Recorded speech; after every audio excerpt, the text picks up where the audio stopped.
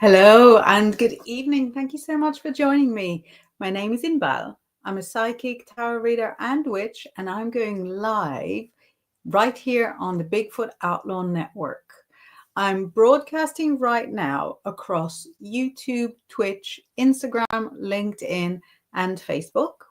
And if you're watching me live, you can get involved by sending messages on whichever platform you're watching me on. If you're watching or listening later on a podcasting platforms, then you probably can't get straight through to me. Don't worry about it. You can get involved once or twice a week, because all you have to do is follow me or follow the channel on one of our platforms below. When you send a message to screen, it shows up like this. This is Rob, and as you can see, he's messaging from YouTube. Do you see the little YouTube icon next to the letter R? And he says, hello, hello. Straight away excited about a Haribo advent calendar. Yeah, this is for my boy who's not allowed to eat at the moment. So the Haribo ones come in little baggies, as opposed to like the chalky ones that just have like bits of chalky coming out of it. So he's got all his little Haribo baggies that he's gathering in a little box with a chicken on. And if you send a message, we can do this. So Maria Selenite says, hi, I'm wondering, will my ex Philip be with another woman while he is in Croatia? He will be there for 3 weeks. Big question to start on. Let's see. Will he be with another woman while he's in Croatia now, or not so much? I definitely do not see him with another woman during his Croatia holiday. It looks like 2 of his 3 weeks are going to be unbelievably dull. So I don't know if he's supposed to be doing like work stuff there or family stuff, but he's going to be bored out of his mind. And then there will be 1 week where there is a woman around him, but it might be like a friend, like a colleague, and it's certainly not like romantic. I can see that one of you has put like a little heart on the broadcast, so please do not be shy. Press the hearts, press the subscribes, or anything. You see a button, go for it. What's the worst that can happen? Roger is saying, howdy, Inbaal. Hi, Roger. And Dal is here, and she says, hi, everyone. So some of you, this is like new-ish. It's only been like a few weeks. Some of you will be watching this on YouTube in like landscape mode. That took a while, in landscape mode, and some of you will be watching it in portrait mode. Those will be different broadcasts. So if you're watching it on portrait, you can't see like the friends who are sending messages watching it landscape. So if you're seeing messages from your friends and you can't figure out why you can't see them underneath the broadcast, that is why it's for some reason sort of doubling up on the broadcast. Very quickly, there is a message here from Grizzly. Grizz is the owner of the channel and the big daddy of Bigfoot Outlaw, and he says, you can support me by sending stars. He says, stars help me earn money to make more content. And as we all know, that is very important.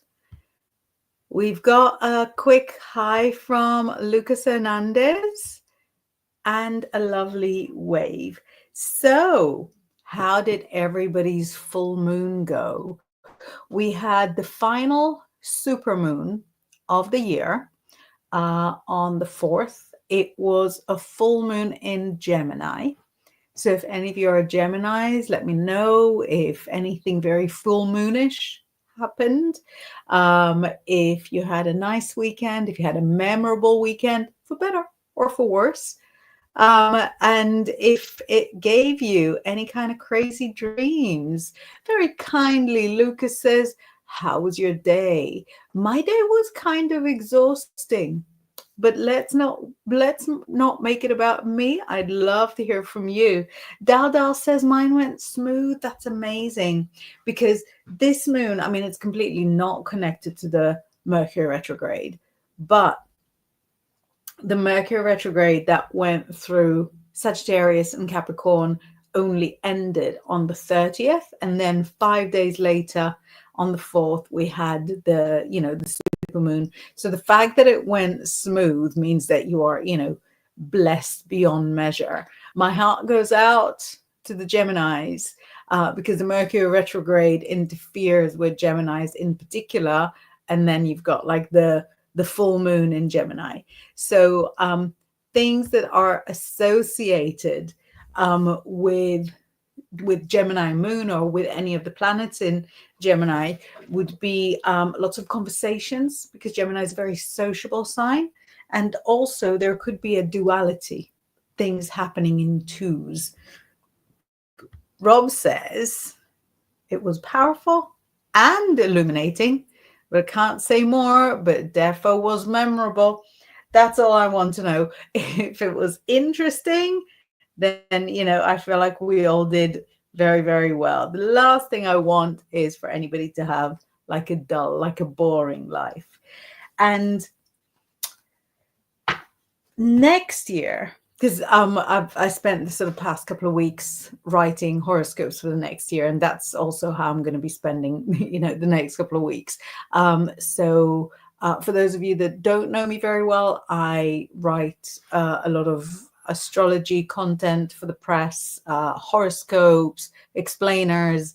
So I spent a couple of weeks writing different press features, and so I know that next year we've got 2 lunar eclipses and 2 solar eclipses, and they're going to be we've got Pisces, we've got Aquarius, we've got, I think, Leo and Virgo. So it's that kind of axis between the Leo and the Virgo, the the Leo and the Pisces. Gosh, my brain. The Leo and the Aquarius, they're the polarity, and the Virgo and the Pisces, the other polarity. So it's all around sort of those sides. And the solar eclipse, the total solar eclipse on the 12th of August, if I'm not mistaken, is going to be the first solar eclipse in years that will be easily visible from almost anywhere in Europe. And if I'm not mistaken, I remember sort of driving when one of my bigger children was still a baby, driving like 15 years ago under that solar eclipse that was very visible in Europe. And it was sort of pretty fascinating how things sort of became dark. Dal is saying, my Gemini daughter, her car was hit in the front end. Sorry for her. That is tough. And it's kind of, it is with the Gemini. It's also, even though, like I said, it's not connected to the Mercury retrograde, but we're still in the shadow period of the Mercury retrograde until the 16th. And the reason, so, Lucas very kindly asked how my day was, and it was kind of exhausting. But on Sunday, my car also sort of, it went to car heaven. And at the time, I was saying, like before it happened, that the Mercury retrograde, I usually sort of cruise past it fine, like mentally, but my things break, like my laptop, my phone, and very often my car goes through all sorts of mayhem. The previous Mercury retrograde, I was driving along and my car's exhaust just clean fell. This Mercury retrograde, I went fine, but the shadow period, 7-car pile up, 7 cars all one into the other, and that's how it went. So give your daughter all my love, and it's very possibly that it's the shadow period of the Mercury retrograde, which is over on the 16th. So fingers crossed, the 16th comes quickly. Rob says, if Gemini isn't having the best year, you might see me on the news for having an epic crash out. I think if you're going to crash out, make it newsworthy. Make it newsworthy. If it's got to happen, go big. Sabrina says, hola, Inbaal. Hola. Have I missed any messages from you? I've been jumping on my phone to make sure that I respond quickly so that I stay on top of things. Let me see that I haven't missed anything. Sabrina. Sabrina. No, we're fine. I haven't missed any. Very good. And hola to Robert, Sabrina says, and Rob reminds me kindly to say, sorry, my computer's a little slow. It says, I'm trying to put your message on the screen, but it won't do it. Right, there we go. Rob says, you had car drama last retro. And then he goes, you mentioned it already. Hi, Sabrina. Oh, Colleen with the horses is here. Hi, darling. Good to see you. We missed you for a couple of weeks. Sabrina says, oh, is that what's going on with me? It's the shadow period. And you know what? I feel like we kind of, slowly freaked everybody out over the Mercury retrograde. It comes, it goes. Only 3 to 4 times per year we can handle it. But I feel like if I reveal about the shadow period and how odious it can be, then that just sort of increases the panic without really sort of adding anything positive. But I personally think it's a good idea just to keep in mind the shadow period, because this actual retrograde, so we went from like the 11th of November to the 30th. No, it was a little earlier. We went for about 3 weeks coming up to the 30th, and the actual Mercury retrograde for me was really okay. No drama. But in the couple of weeks before the retrograde, things broke, disasters befell. So I thought, wow, that is sort of quite a tough shadow period. And I was thinking, I'm not really looking forward to the shadow period that follows. So you've got the shadow period before and the shadow period after. And indeed, the shadow period after was the worst. It was the worst. Sabrina says, no, I didn't. I checked. Oh, goodness me. So Colleen says, been busy freezing here. Last night was minus 5 degrees Fahrenheit, which is minus 15 degrees centigrade. That's so cold. That's so cold. Is the ground frozen like for the animals? So presumably you feed the horses, but there must be other animals around that won't be able to access their food when the ground is that frozen. That is severe. So here in Northern England, we were expecting it to be much, much colder, but it's actually been quite mild, disgustingly wet. It's not even when it's not raining, it's kind of the air is wet. There's wetness everywhere. If you've got joints that are not happy with the wet, steer clear. But we haven't got the cold like how you've got the cold. Rob says, I find that the opening shadow is worse than the closing, because by the time closing it's whatever, it's all gone to hell in a handbasket already. I know, but it's still. So the closing shadow is really sort of the lid It really kind of closes the lid on everything.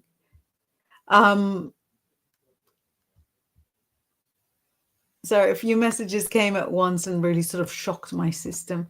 Daldal says, February 14th to 20th is going to bring emotional energy with a new moon and eclipse. Can we just get back to happy sunshine time? Do you know, it's not the worst. It's not the worst. When we've got an eclipse, then that's exactly what it does. It kind of clears the air. It can help you get rid of stuff from the past that you were wanting to let go of, and then you're sort of welcoming in the present and also the future. I like the big astrological changes. I know I'm sounding and looking very exhausted by them now, but I do like that sort of renewal. Rob says it was like 12 degrees down here or something. It was weird. Yeah, so up here, it's always cold, and it's been like 7. And 7 is fine. 7 is, when my my car crashed, that was the day that I decided I don't even have to go out in my big coat. It was so mild. I was in a hoodie, waiting for the tow truck for 4 hours in a hoodie outside. It was bad. Colleen says, yes, it's solid frozen. My feral cats have heat pads that I've put around everywhere, and they hunker down on them. That's so cute. You will be the person that tames the feral cat, so they're not feral anymore. Maria is asking another question, but I think the one question per show is all right, isn't it? Colleen says, I've been feeding the wild birds and turkeys. It's so cold. You're such a friend to the animals. You're like, I was going to say, it's not Snow White, is it? Is it? No, it is Snow White, right? That dances with all the animals. Didi says, I'm well. Here is Diana sending love from Poland. Mwah, great to see you. I was trying to think, do I know how to say something really nice in Polish? And all I know is, the little song with the cats. Kotitva, share bure opitva. But yeah, I couldn't even remember how to do a nice little hi. Cindy says, hi, everyone. Hi, Cindy. And we can see that Cindy is messaging us from Facebook. So we are right now on my Facebook, on the Bigfoot Outlaw official Facebook, and on Grizzly Facebook. So we're broadcasting on all of them. Rob says the shadow, heard you talking about it. So it's punishing your internet. Oh, yeah. All our internet is a little bit bad, and we rang our provider, and we're a household of mostly Pisces, so we rang our provider to say, our internet is not very good, and they somehow managed to twist it into getting us to sort of sign on for like for 2 years on like a better package, but it's still, nothing is showing up. Didi said dziękuję, beautiful. Mwah, dziękuję to you. You're super welcome. Michelle is saying hello, Inbaal, and is welcoming Dal. So yay, Michelle, we're talking about the full moon that's just been, and about the Mercury retrograde, where we are still experiencing the shadow period. So just to explain to people who wonder what the shadow period is, sorry, that wasn't the internet's fault. That was me sort of shifting about and moving the whole setup. So each planet, if you picture it, goes on its own orbit, and because it goes in a circle, well, kind of in an elliptic circle, not exactly in a circle, and it'll go through all the star signs in turn: Aries, Taurus, Gemini. That's how it goes, and that's how all the planets basically do their thing. Now, because we don't watch all the planets from the middle of the solar system, we don't watch it like from the sun. We watch it from Earth. So sometimes Earth will go in one direction and the planet will go in another direction, and then it will appear as if the planet is going backwards. it doesn't go backwards, but it'll appear to us from Earth as if it's going backwards, because it'll go, say, from Taurus into Aries, right, backwards. During a retrograde, that's what happens. It appears to be going backwards. But on the way to the retrograde, as it goes forwards, it'll go, let's say, from 20 degrees Aries, straight to, like, say, 13 degrees Taurus, and then it retrogrades. As it retrogrades, it'll go from those 13 degrees Taurus back 12, 11, maybe back into 20 degrees Aries when it started. And then when the retrograde is finished, then it'll go forward again from, say, 20 degrees Aries, where it got to, back slowly to 13 degrees Taurus. That's our little example. And then it'll keep going. So this bit where it went backwards from this point to that point, that is the retrograde. But the bit where it went the same route forward before, that's the shadow period of, like, the pre-retrograde shadow period. And then when it goes over that bit of sky again forwards, then that's the shadow period post the retrograde. And so the retrograde will look like this. The middle bit where it goes backwards, that's the retrograde. Leading up to the middle bit is the shadow period, and coming out of the middle bit is the shadow period. So when a planet goes through a retrograde, then it might stay in a star sign for much longer, because it's kind of going back and forth if it's all in the same star sign, or it might visit that sign multiple times, so it will have sort of more of an influence on it. I'll give you an example. So next year, 2026, the planet Venus, planet of love, is going to spend a long time in the sign of Libra. Why? Because it'll go into Libra, backwards inside Libra, then forwards again, still inside Libra, until it comes out. So all that takes, weeks. So the shadow period is the same kind of journey, the bit before and the bit after. I'm sure there's people that can explain it much, much better than I can. But just in case anybody was sort of sitting there wondering, all of our conversation about the shadow period and what it means exactly. So now we're after that sort of supermoon, after the full moon, and we're going towards the final new moon of the year. So the new moon of the year is going to be on the 5th. No, it can't be the 15th. It'll be on the 19th, 20th, something like that. And maybe the 19th. When is the next new moon? Sorry, I didn't bring my ephemeris in with me. When is the next new moon? And during the, is the 19th. During the, sorry, did I lose you? During the journey from the full moon to the new moon is when we have Hanukkah.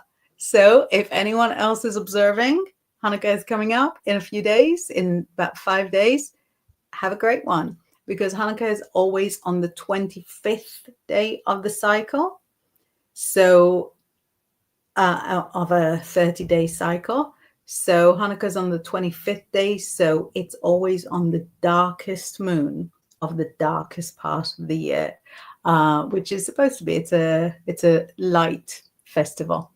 Rob says, I wish I got astrology more than I do, but it's mathish and I don't maths. I'm not sure I even believe in it. Maths, that is. Astrology, I believe.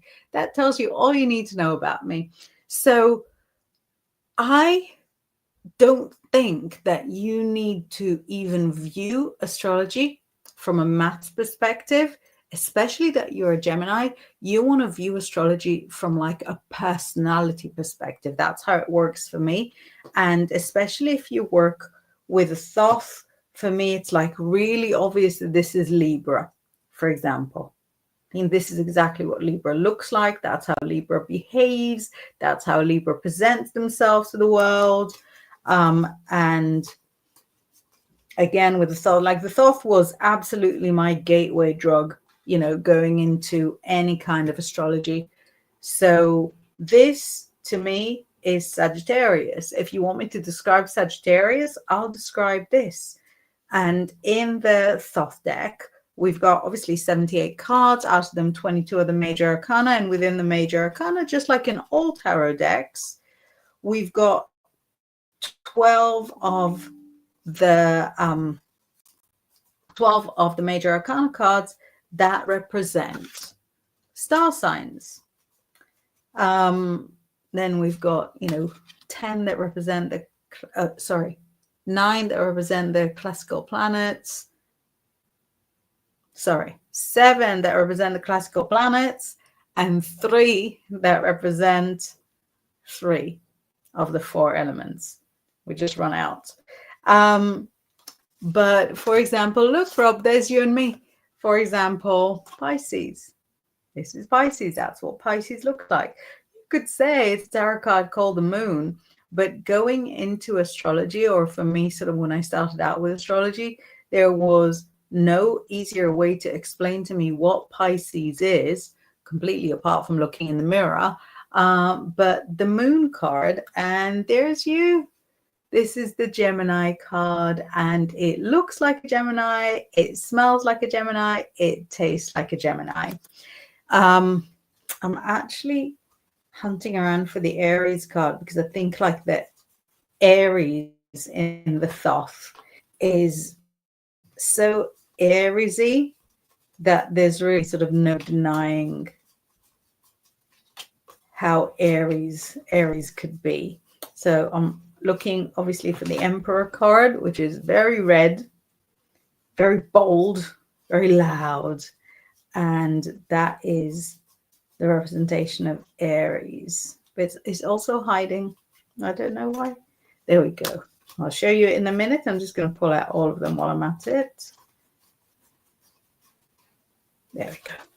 So the Emperor card, this is Aries, right? So you don't need to know any maths to understand that this is Aries. And then, you know, I can ask you an instant question. How do you think Aries would get on with Taurus?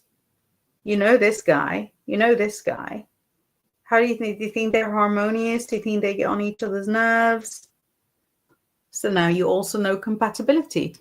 So yeah, I've got 6 of them. So I might as well pull out the other 6. This, of course, is Scorpio. This is Scorpio, and it is not easy. Dal has got the question right. She goes, clash. So that is exactly right. If an Aries with their don't want to say controlling, but with their very in charge ways come across a Taurus that's always right, yeah, they will clash. You can see it. You can see it. And I think it's such a kind of self-explanatory way to figure out astrology. Rob says, oh, we are cute. It's true. And he says Aries thought is hilariously Aries. It really is. But I think, you know, being a bit over the top is, you know, it's very Aries, and why not? Cancer, it's kind of low key, isn't it? It's a low key card. It doesn't tell you so much about it. It doesn't reveal like its inner workings, but that's Cancer. Cancer is not going to reveal its inner workings to you, you know, not on a first date. And let's look at Aquarius. So the star card is Aquarius. Look how incredible it is. Absolutely stunning. And look how kind of dreamy it is, and how it really believes. It really has a very strong faith.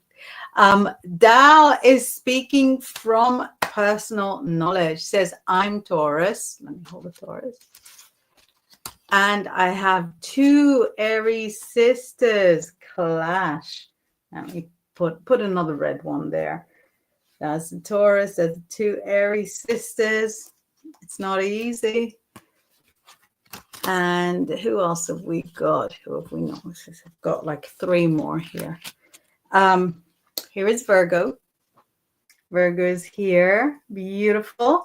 The Hermit. Virgo doesn't want you to get too close. The Virgo doesn't want to reveal everything, but they're very wise, very clever.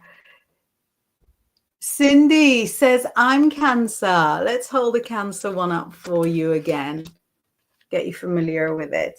So what we see here, you know that Cancer, sorry, I've got a sneeze about to come. Excuse me. You know that Cancer is in its shell, right? It's the crab. And so here we have a knight, and the knight is in its armor. And what's interesting here in the Chariot is that the Chariot is not moving. And the charioteer is sitting there meditating. We've got the crab on the crown as well, right? And this charioteer sitting, meditating, is exactly Cancer. Cancer will move when they're good and ready. Cancer will move when they want to move, not a half second before that. Dal very kindly says, bless you, thank you. And Sabrina responding to Cancerians not wanting people to get too in their business. No, we do not. Rob, oh, that's a question for Dal for your sisters. Two Aries. Do they even fight with each other? It's interesting, isn't it? Because Aries have this fiery way that maybe for other star signs is kind of scary. But when they communicate with each other, like, how does it come across? Does it come across kind of scary? Does it come across like, are they like within the same vibe as each other? Couple more. So let's have a little look at Leo. Look how fun it is. So this is Leo, like really bright, sunny, passionate, not afraid of anything. Pleases themselves. So this is the Leo. And oh, look at that. So Cindy says, yes, exactly. And Dal responding to Rob saying, they don't speak unless they have to. Must be hard to be stuck in the middle of that. And last but not least, I don't even know why I didn't do it like in order. Last but not least, we've got the lovely Capricorn, and Capricorn's here with the Devil card. And the Capricorn is here, a very phallic card. And as you can see, it's the goat representing Capricorn, and it is humorous, it's smiling, it's feeling strong, sort of standing on its own 2 feet. And here we have a sense of feeling trapped. That is quite interesting. Rob says, oh, Dal, I shouldn't laugh, but I have a lot of Aries around me. So yeah, not easy. So here we go. We've got the full set here. We've got Aries, Taurus, Gemini, Cancer. I want all of them to show. Leo, Virgo,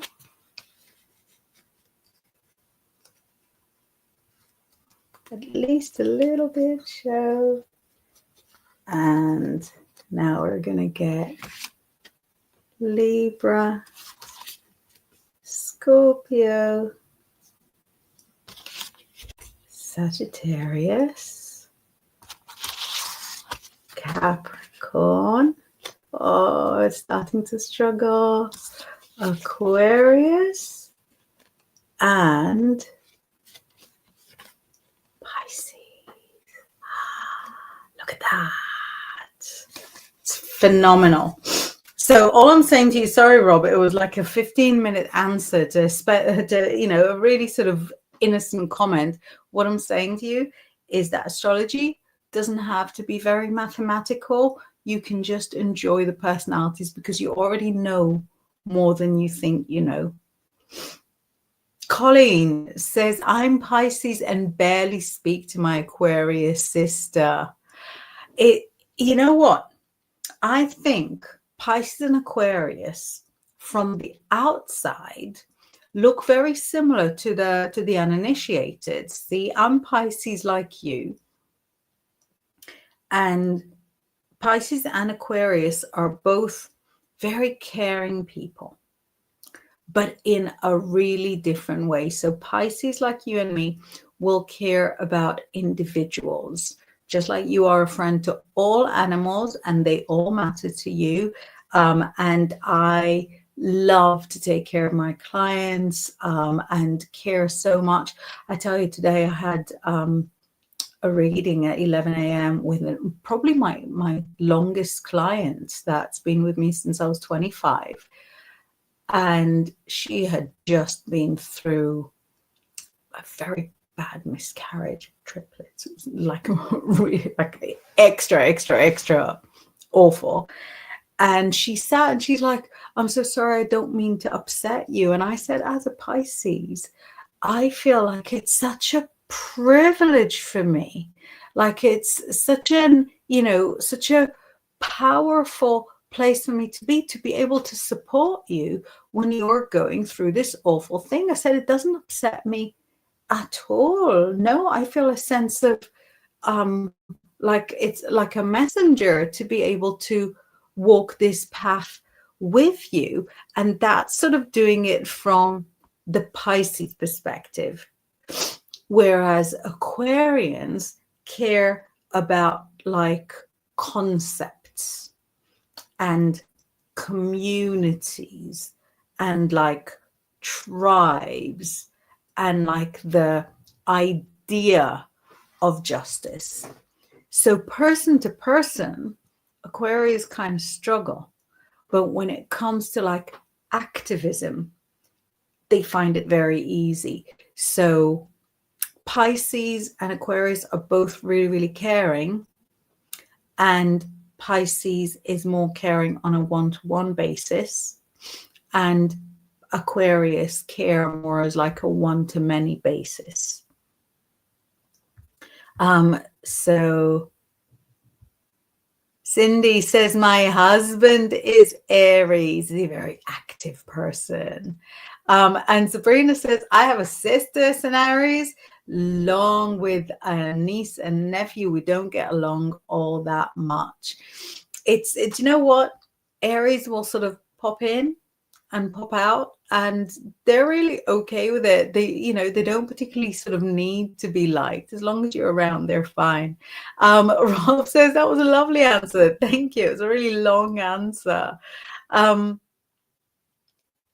Daldal says the 12 zodiacs have their own personalities, but the retrogrades, new moon, have a role to play as well. Massively, absolutely. But what I'm saying is that, as Rob comes in and as we drag him in, he's put off of astrology because he's not a fan of, of using maths.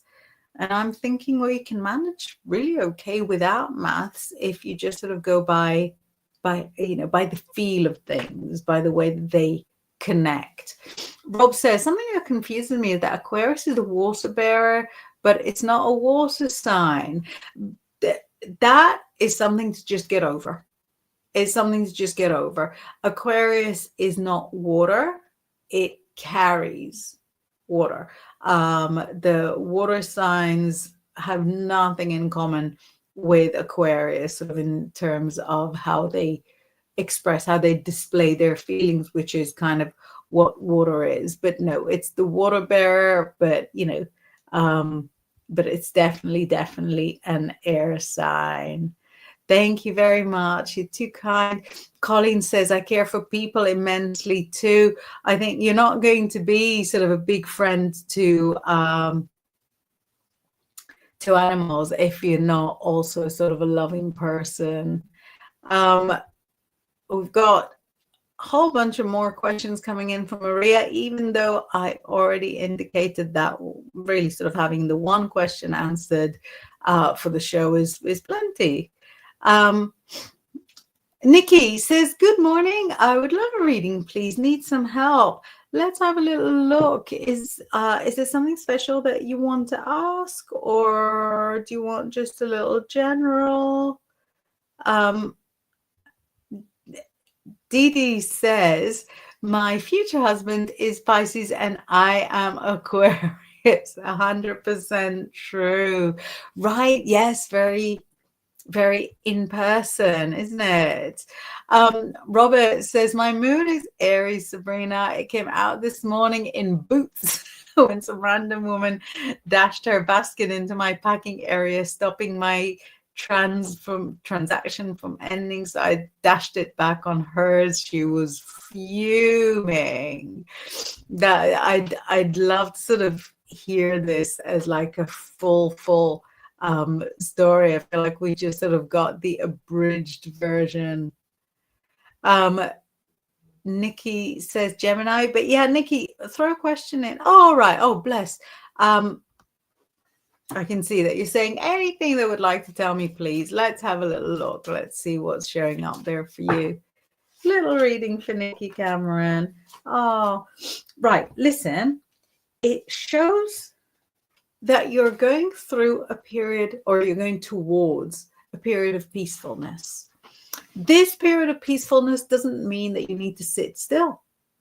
It means that all the mind work that you're doing, all the planning, all the, calculating, working things out, playing like a little role play in your mind beforehand, all of that has to take place now. So until that period of stillness, there's a lot of thinking. And after that period of stillness, there's a lot of self-work. And so just because you're not going to be moving a lot in a way that is visible to others, in a way that your shifts and changes are visible to others, doesn't mean that you're not working, that you're not changing. You will be active, but it'll just be kind of invisible activity. And we've got, all right, look at that. So Maria is saying Sun in Scorpio, Moon in Scorpio, Ascendant in Cancer. That is a very watery and a very mysterious threesome. So the double Scorpio, first of all, is, I think, a very visually evident sign. So if you're a bit of a goth, or if you favor kind of darker colors, or if you favor like a more mysterious styling, that's very much the kind of double Scorpio vibe. The ascendant in Cancer makes you super, super emotional, very loving, too much loving, falling in love in a really sort of intense way, and incredibly sort of caring for people, animals, anything. Robert says, I'll send you the full version after this. Very, very good. Yeah, also sort of be really clear with me whether it was in Boots, like Boots the Chemist, or whether your moon in Aries came out in Boots, whether it's a phrase that it meant like, with boots on. Nikki says, thank you, that makes sense. Oh, I'm very pleased to hear that. John says, oops, late. Howdy, y'all. God bless. Hey, Inbaal. Hey, sending cuddles. Yeah, we're only around for another 10 minutes or so, but I'm still around with Laura on Thursday, and then next week as normal. And then I'm going to take a couple of weeks off because everybody's going to be off school, and we're going to be doing like day trips and, you know, whatever it takes. So we're still around for the whole of this week and next week. But yeah, John, you should really rewatch, because we were going through all the different star signs and as they're represented in the Thoth Tarot deck. Rob says I was buying water in the shop boots while I was running late for work. No, I didn't even drink it because, you know, dehydration station is me. I don't know. I can't relate. I nowadays drink a lot less water than what I used to, and it's probably still a lot more than most. Now, while we're on the subject of astrology in the tarot, I mentioned that the other major arcana cards have the classical planets on, the sun, the moon, Mercury, and 3 of the 4 elements. But to those of you less familiar with Thoth deck, I would like to introduce the minor arcana star sign. So for example, here the 2 of Swords has a little Libra symbol in. Can you see the Libra? And say the 10 of Swords has Gemini in it. It's visible. It's visible. You just have to know what you're looking for. And for example, the 5 of Cups has got Scorpio in it. And so the majority of tarot cards have got some or another connection with astrology. So we've got the 12 star signs in the major arcana. And then in the minor arcana, we've got 3 cards for each star sign. So here we had, for example, the 2 of Swords with Libra. So the 3 of Swords and the 4 of Swords will also be Libra. So we have them like in clumps. We have them in clumps of 3. And then the court cards can have astrological connections. I have to be totally honest. I don't have a specific way to see the astrology in them because, for example, here, you know, so it's the Queen of Discs. Yes, it's like the Queen of Pentacles. We've got like stuff that looks like a Capricorn. And here we have this, not panther, tiger, I guess. No, leopard. So could this be a Leo? I do think that they have specific astrological meanings because there's 16 court cards and 12 star signs. I don't want to annoy anybody and sort of say the wrong thing. Rob is saying, oh my God, I was just thinking of that card. I was thinking how easily it's about balance. Yes, it is. And the very gifted Spirit of Celtia is here saying, this is so interesting, sis. Happy to join you live. Mwah, amazing to be connecting with you. And this Spirit of Celtia is a very talented musician from the Southern Hemisphere and the composer behind my gorgeous meditation online. So if any of you use my abundance, like my wealth meditations, and if you don't, I really recommend it. The music, the incredible sort of specific wealth vibration music is composed by Spirit of Celtia. So I urge you to write down the name and follow him on all the platforms. Rob says, I'm living all the Gemini cards right now. It's beautiful. You are joking. You're living the 8, the 9, and the 10 of swords, and it's beautiful. It's devastational. Paranormal, Paranormal Perth, Western Australia is saying good morning. Hope everyone is doing well. Good night to everybody else. I'm certainly doing well, and it's great to have you here with us. Right, we've really sort of just got a couple more minutes. So if anybody that wanted to ask a question hasn't asked a question, now is time. Tay Mason 6969 is saying hi. Gosh, I miss the good old days where 69 was a funny number, because now when 67 is a funny number, it's very dull.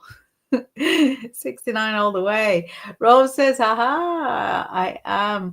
Sorry, yes, I am. Haha, stunning, magical. You must wait until I pick up my sword when I'm done. You just wait until I pick up my sword. Right, amazing.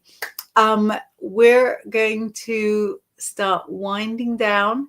If you want to get a hold of me, you know where I am. You can find me on any of the platforms as Inbaal Psychic.